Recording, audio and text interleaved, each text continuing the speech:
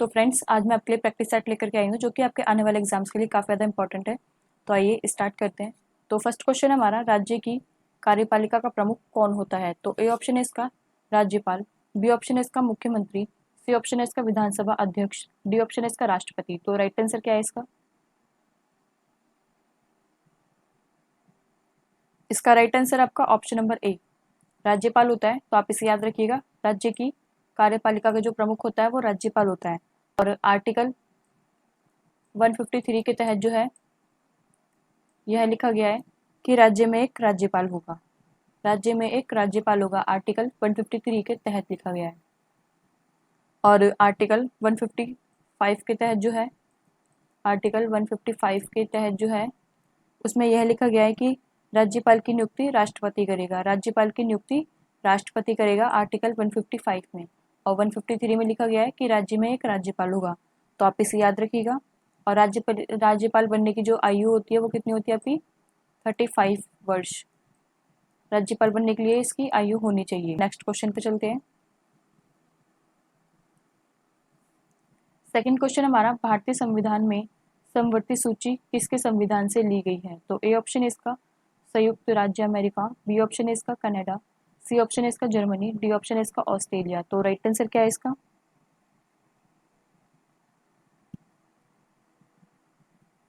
इसका right answer आपका option number D, Australia से ली गई है। तो आप इसे याद रखिएगा। समवर्ती सूची जो है ये अनुसूची 7 के अंतर्गत आती है, अनुसूची 7 के अंतर्गत आती है। आप इसे याद रखिएगा।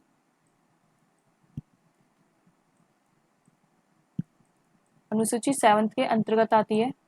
और अनुसूची 7 में जो है उसमें तीन तीन तरीके की सूचियां हैं। मैं आपको बता देती हूँ तीनों।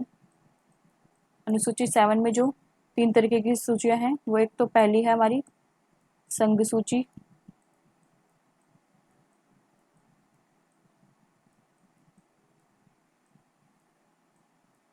दूसरी हमारी राज्य सूची,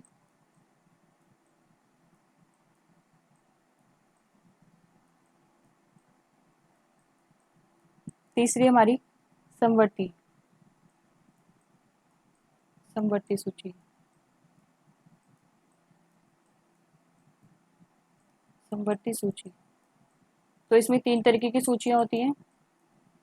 अनुसूची 7 में समवर्ती सूची जो है वो अनुसूची 7 के अंदर आती है। तो आप इसे याद रखिएगा। अनुसूची 7 में जो है तीन प्रकार की सूचियां होती है, संघ सूची, राज्य सूची और समवर्ती सूची। इसमें 99 और इसमें 52, इसमें 61 है। राज्य सूची में जो है 61 विशिष्ट है और समवर्ती सूची में आपके 52। तो आप इन तीनों को याद रखिएगा। संघ सूची में जो है आपका, जैसे कि इसमें यह आ जाता है करेंसी, डाक, रक्षा, विदेश या वायु मार्ग। तो ये सब किस में आता है आपका? संघ सूची में। और जो राज्य सूची है उसमें आपका जैसे पुलिस, स्थानीय शासन, कृषि, तो ये सब आता है राज्य से रिलेटेड। और जो आपकी समवर्ती सूची है उसमें आपका न्याय प्रशासन, जनसंख्या नियंत्रण, तो आपका ये सब आता है। तो आप इसे याद रखिएगा। नेक्स्ट क्वेश्चन पे चलते हैं। थर्ड क्वेश्चन हमारा, बटरफ्लाई शब्द किस खेल से संबंधित है? तो ए ऑप्शन है इसका तैराकी, बी ऑप्शन है इसका मुक्केबाजी, सी ऑप्शन है इसका पोलो, डी ऑप्शन है इसका क्रिकेट। तो राइट आंसर क्या है इसका?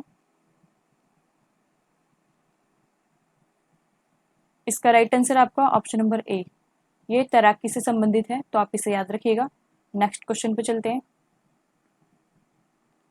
तो फोर्थ क्वेश्चन हमारा, ऊंचाई पर चढ़ता हुआ व्यक्ति आगे की ओर क्यों झुक जाता है? तो ए ऑप्शन है इसका तेज चलने के लिए, बी ऑप्शन है इसका फिसलने से। दोस्तों ये बचने के लिए है, बचने के लिए मैं लिख देती हूँ, बचने के लिए।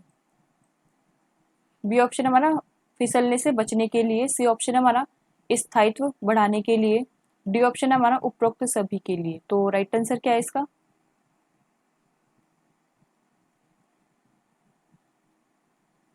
इसका राइट आंसर आपका ऑप्शन नंबर सी, स्थायित्व बढ़ाने के लिए। तो आप इसे याद रखिएगा। जब हम ऊपर की ओर चलते हैं तो हम इसलिए झुक जाते हैं क्योंकि हमें स्थायित्व, यानी कि हमें पैर जहाँ पे हम रखते हैं तो उसका जो पैर है वो जम जाए, मतलब कि वहाँ पे हमारा पैर जो है टिक जाए। स्थायित्व बढ़ाने के लिए। तो आप इसे याद रखिएगा। नेक्स्ट क्वेश्चन पे चलते हैं। तो फिफ्थ क्वेश्चन है हमारा, कोशिका में पाया जाने वाला आनुवांशिक पदार्थ है। तो ए ऑप्शन है इसका डीएनए, बी ऑप्शन है इसका आरएनए, सी ऑप्शन है इसका प्रोटीन, डी ऑप्शन है इसका कार्बोहाइड्रेट। तो राइट आंसर क्या है इसका? इसका राइट आंसर है आपका ऑप्शन नंबर ए, डीएनए। कोशिका में पाया जाने वाला आनुवांशिक जो पदार्थ होता है वो डीएनए होता है। और डीएनए की फुल फॉर्म क्या है आपकी? डीऑक्सी, मैं लिख देती हूँ, deoxy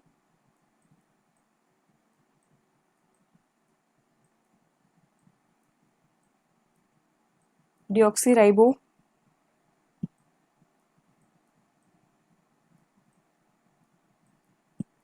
nucleic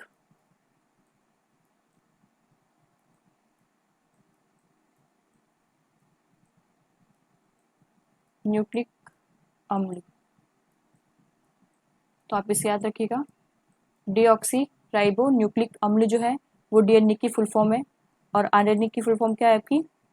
ribo nucleic acid, मैं लिख देती हूँ इसकी भी, राइबो न्यूक्लिक एसिड या फिर अम्ल। तो आप इसे याद रखिएगा। नेक्स्ट क्वेश्चन पे चलते हैं। तो सिक्स क्वेश्चन है हमारा, कल्प योजना संबंधित है।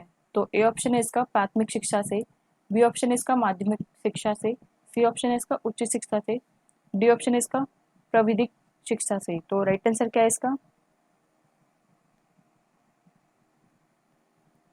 इसका राइट आंसर आपका ऑप्शन नंबर ए, प्राथमिक शिक्षा से संबंधित है कल्प योजना। तो आप इसे याद रखिएगा। नेक्स्ट क्वेश्चन पे चलते हैं। ये उत्तर प्रदेश द्वारा चलाई गई थी, इसे भी याद रखिएगा। तो सेवंथ क्वेश्चन हमारा, बांदीपुर राष्ट्रीय उद्यान का संबंध किससे है? तो ए ऑप्शन है इसका बाघ से, बी ऑप्शन है इसका हिरन से, सी ऑप्शन है इसका हाथी से, डी ऑप्शन है इसका गैंडा से। तो राइट आंसर क्या है इसका?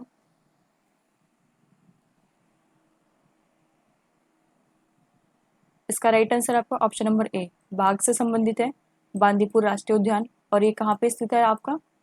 कर्नाटक में। और ये कर्नाटक में स्थित है। इसकी स्थापना कब हुई थी आपकी? 1973 में। और किसके अंतर्गत हुई थी आपकी? ये प्रोजेक्ट टाइगर के अंतर्गत हुई थी। 1973 में प्रोजेक्ट टाइगर के अंतर्गत हुई थी बांदीपुर राष्ट्रीय उद्यान का जो स्थापना हुई थी वो आपकी टाइगर प्रोजेक्ट टाइगर के अंतर्गत हुई थी। तो आप इसे याद रखिएगा। नेक्स्ट क्वेश्चन पे चलते हैं। 8 क्वेश्चन है हमारा, भाभा परमाणु अनुसंधान केंद्र कहाँ स्थित है? तो ए ऑप्शन है इसका नई दिल्ली, बी ऑप्शन है इसका उत्तर प्रदेश, सी ऑप्शन है इसका बंगलुरु, डी ऑप्शन है इसका ट्राम्बे। तो राइट आंसर क्या है इसका?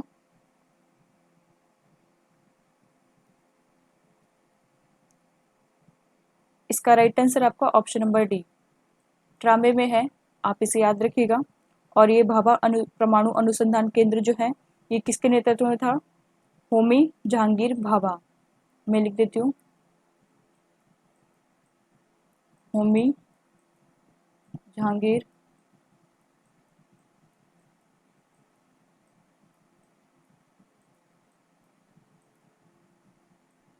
भाभा, इनके नेतृत्व में है ये।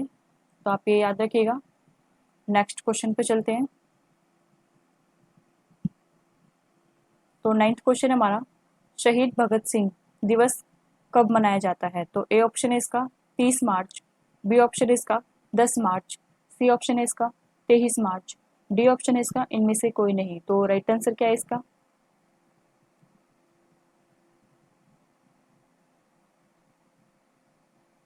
इसका राइट आंसर आपका ऑप्शन नंबर सी, 23 मार्च को मनाया जाता है भगत सिंह दिवस। तो आप ये याद रखिएगा। नेक्स्ट क्वेश्चन पे चलते हैं।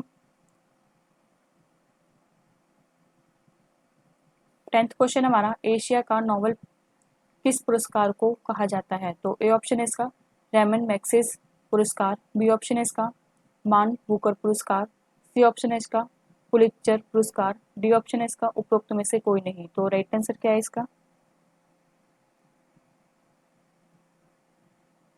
इसका राइट आंसर आपका option number A. Ramon Magsaysay पुरस्कार के जो है ये एशिया का पुरस्कार भी बोला जाता है। रेमन मैग्सेसे पुरस्कार को एशिया का नोबेल पुरस्कार भी बोला जाता है, तो आप इसे याद रखिएगा। और इसकी ये जो शुरुआत हुई थी वो कब हुई थी आपकी 1957 में हुई थी इसकी शुरुआत। और ये रेमन मैग्सेसे पुरस्कार जो है वो फिलीपींस के राष्ट्रपति के नाम पर रखा गया है, उनकी याद में रखा गया है, तो आप ये याद रखिएगा। दोस्तों आज के लिए बस इतना ही। अगर आपको ये वीडियो अच्छी लगी हो तो प्लीज़ इसे लाइक करें, शेयर करें, सब्सक्राइब करें हमारे चैनल को। तो मिलते हैं आपको ऐसे ही अगली वीडियो में। आज के लिए बस इतना ही। Thank you.